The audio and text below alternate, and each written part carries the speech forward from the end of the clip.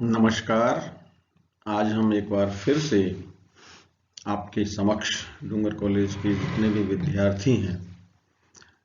कोविड-19 के कारण अभी जो ऑनलाइन लेक्चर्स की जो व्यवस्था है,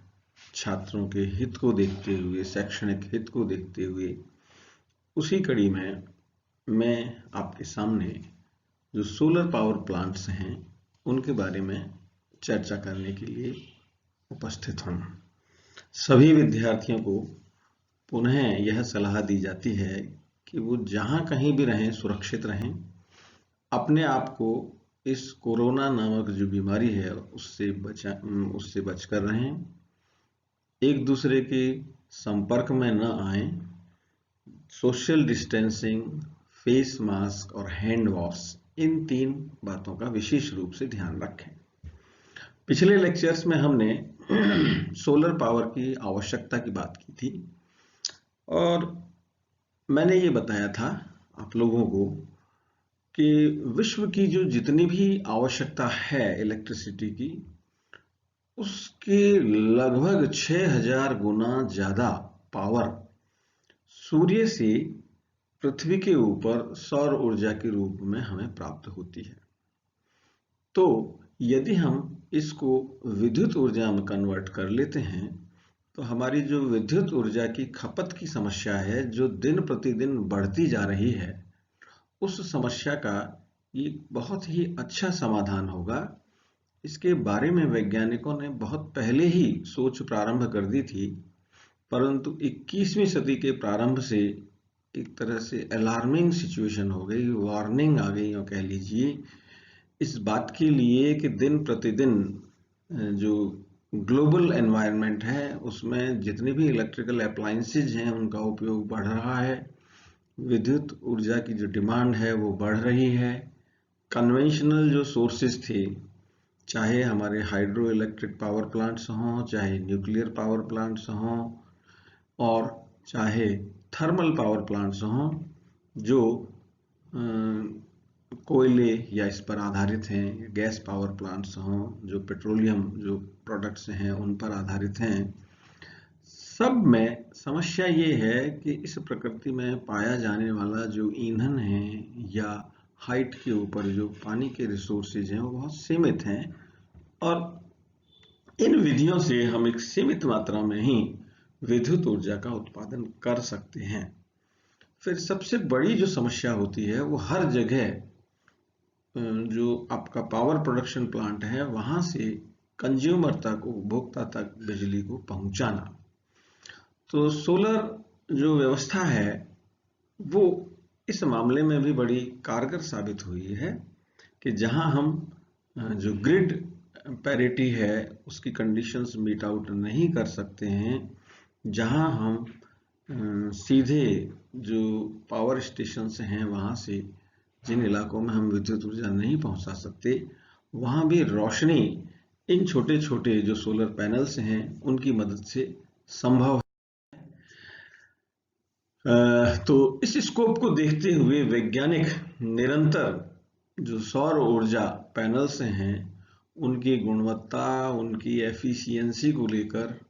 बहुत ही चिंतित हैं और बहुत कार्य कर रहे हैं और अच्छा कार्य कर रहे हैं। आज की तारीख में हम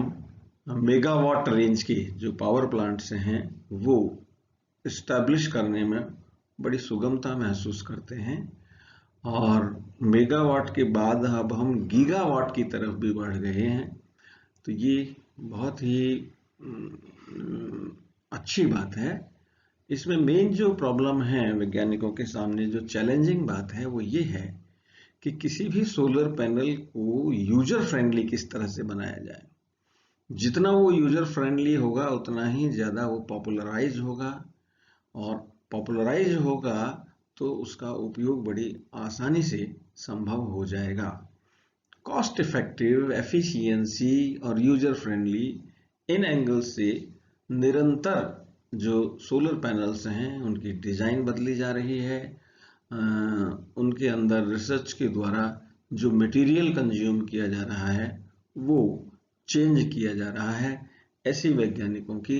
निरंतर सोच है, लगातार सोच है कि हम किस तरह से इसका मिनिएचराइजेशन करें। छोटे से छोटी साइज के पैनल से ज़्यादा वोल्टेज, ज़्यादा से ज़्यादा पावर किस प्रकार से जनरेट करें। आपने सोलर लालटेन, सोलर जो वॉचेज हैं या फोटो इलेक्ट्रिक इफेक्ट के आधार पर जो छोटी छोटी अप्लायंसेज हैं वो तो यूज भी किए हैं, देखी हैं, जैसे कैलकुलेटर है, वॉच है, लालटेन है। परंतु जब एयर कंडीशन चलाने की बात आती है जिसमें कि पावर कंजम्पशन ज़्यादा है या पूरे घर की जो बिजली की क्षमता है उसको हैंडल करने की बात आती है, तो अभी भी छत के ऊपर जो पैनल लगाने पड़ते हैं वो करीब करीब पूरी छत को घेर लेते हैं। इसी सोच के कारण शायद जितना ये पॉपुलराइज होना चाहिए था रूफटॉप सोलर पावर प्लांट्स वाला कॉन्सेप्ट, वो नहीं हो पाया है। फिर से मैं आपकी जानकारी के लिए बता दूं कि सौर ऊर्जा से जो प्राप्त सूर्य की किरणें हैं उससे दो तरह से बिजली का उत्पादन संभव है। एक कैटेगरी में तो जो पाइप्स होते हैं उनके ऊपर सौर किरणों को कंसंट्रेट करके जो हीट से वाष्प या भाप प्रोड्यूस होती है उससे सोलर टरबाइंस या जो विद्युत उत्पादन के लिए जो टरबाइंस बनती हैं उनको चलाया जाता है। स्टीम वाला कॉन्सेप्ट है जिसमें जैसे हम कोयले के द्वारा गर्म करके और जिस तरह से बिजली उत्पादन करते हैं, यहाँ पे गर्म करने का जो कॉन्सेप्ट है वो सौर ऊर्जा की जो किरणें हैं। इस विधि में इतना कॉस्ट इफेक्टिव ये नहीं हो पाया। उसका कारण ये है कि दिन में तो सूर्य की किरणों की उपलब्धता रहती है पर रात में रहती नहीं है। दूसरा, जो हीट आनी चाहिए वेपोराइजेशन के लिए उस रेंज में पर्याप्त मात्रा में हीट कई बार नहीं मिलती है, तो जो हमारा प्लांट है वो इतना कॉस्ट इफेक्टिव नहीं रहता। इसकी बजाय सीधे प्रकाश विद्युत प्रभाव पर आधारित जो सोलर पैनल्स हैं उनकी तरफ वैज्ञानिकों का ध्यान आकर्षित हुआ और आज करीब करीब गीगावाट रेंज के जो सोलर पावर प्लांट्स हैं वो बहुत सारे देशों के अंदर स्थापित भी हो गए हैं और बहुत अच्छे से वो काम भी कर रहे हैं। अगर हम भारतवर्ष की बात करें तो इस मामले में अब से कुछ समय पहले या कुछ वर्ष पहले यूँ कहिए गुजरात अग्रणी था,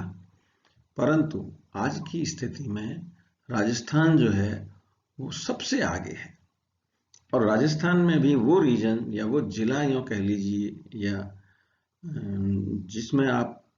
रह रहे हैं, बीकानेर, जैसलमेर, जोधपुर,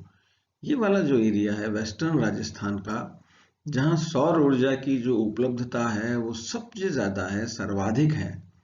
यहाँ पे आप देख रहे हैं कि जितने भी पावर प्लांट्स हैं बड़ी बड़ी कंपनियों के द्वारा पिछले 4-5 सालों में लगाए जा रहे हैं या स्वीकृत हो रहे हैं और लग रहे हैं। तो जो औद्योगिक विकास इस क्षेत्र का है वो इन्हीं पर आधारित है, क्योंकि यहाँ जो जमीन है उसमें से बहुत सारा ऐसा भाग है जिस पर कृषि संभव ही नहीं है, जिसको हम लोकल भाषा में बोलते हैं बरानी जमीन है, बरानी खेती होती है जो वर्षा पर आधारित होती है। और बहुत सारी जगह ऐसी है जहाँ बरानी भी नहीं होती, जिसको कि हम वेस्ट लैंड कहते हैं। तो इस तरह के सोलर जो पैनल्स हैं या सोलर जो पावर स्टेशंस हैं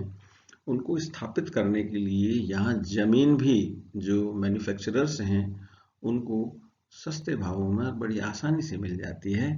इन सब बातों को दृष्टिगत रखते हुए, ध्यान में रखते हुए ये निर्णय राज्य सरकारों ने और केंद्र सरकारों ने लिया और इसी कारण इस क्षेत्र के अंदर जो सोलर पावर प्रोजेक्ट्स हैं वो ज़्यादा मात्रा में लगे हैं। इसी कड़ी के अंदर आंध्र प्रदेश के अंदर भी जो सोलर पावर प्रोजेक्ट्स लगाए गए थे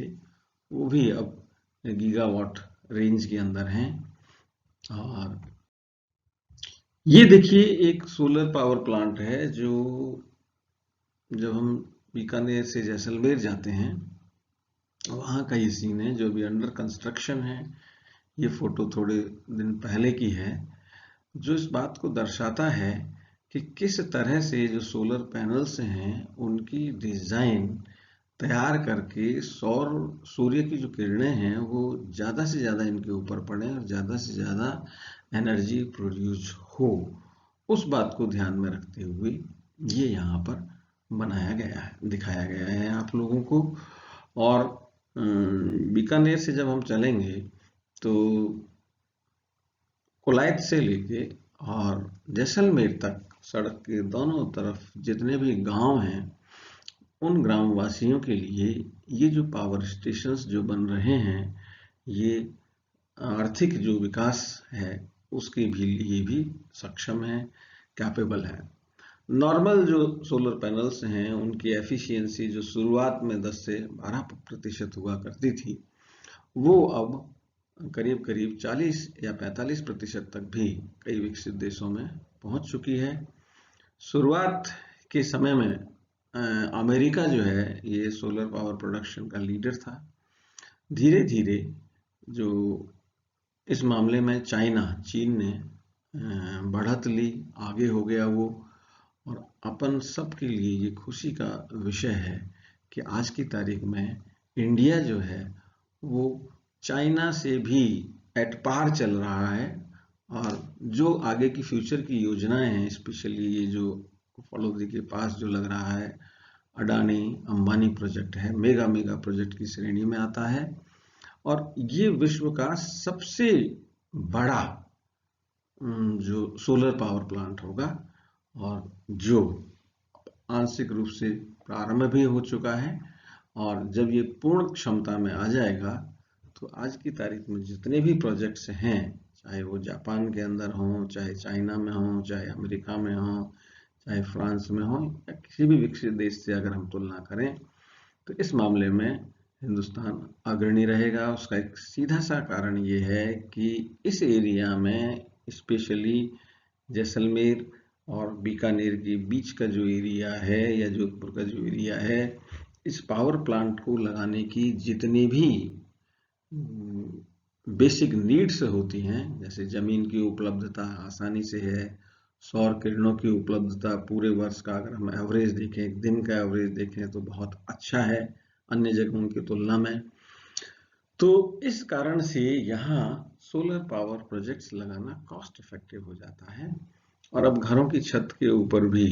जो कंपनियां सोलर पावर प्रोजेक्ट्स लगा रही हैं गवर्नमेंट बिल्डिंग की के ऊपर भी, वहाँ वो 3 रुपए से लेके 4 रुपए के बीच में और उससे भी सस्ता, इवन मुझे ये कहना चाहिए कि 2 रुपए से लेके 3.5 रुपए के बीच में, जो मेरी जानकारी है, वो कंपनियां पावर प्रोड्यूस करके और आगे दे रही हैं। जो आज से करीब 10-12 साल पहले 11 से 12 रुपए प्रति यूनिट का खर्चा कंपनियां वसूल किया करती थीं, घटते घटते ये 2-3 रुपए पर आ गया है। तो ये बहुत ही अच्छा विषय है हम सब के लिए। एक तो बिजली के जो उत्पादन की जो कॉस्ट है वो कम हो गई है, उत्पादन की कॉस्ट कम है, तो धीरे धीरे भविष्य के अंदर ये उपभोक्ता के ऊपर जो भार पड़ेगा वो भी कम होगा, ऐसी वैज्ञानिकों की सोच है। हाल ही में अपने महाविद्यालय में जो सोलर पावर प्रोजेक्ट लगाने के लिए जो कंपनी से करार हुआ है, तो उससे भी जो अपना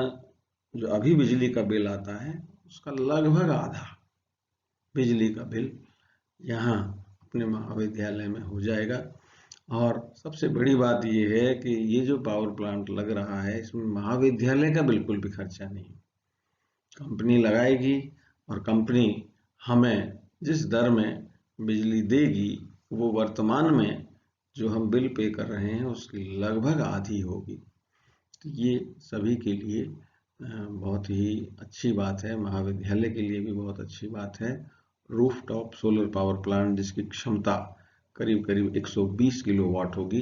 वर्तमान में जो हमारा लोड है वो भी करीब 100 किलोवाट के आसपास है।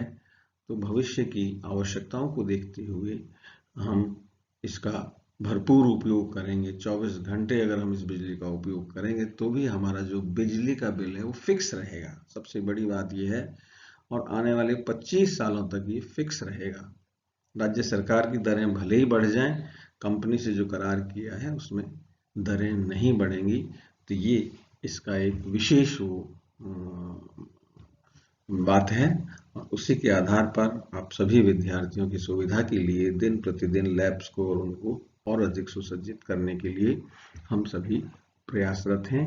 धन्यवाद।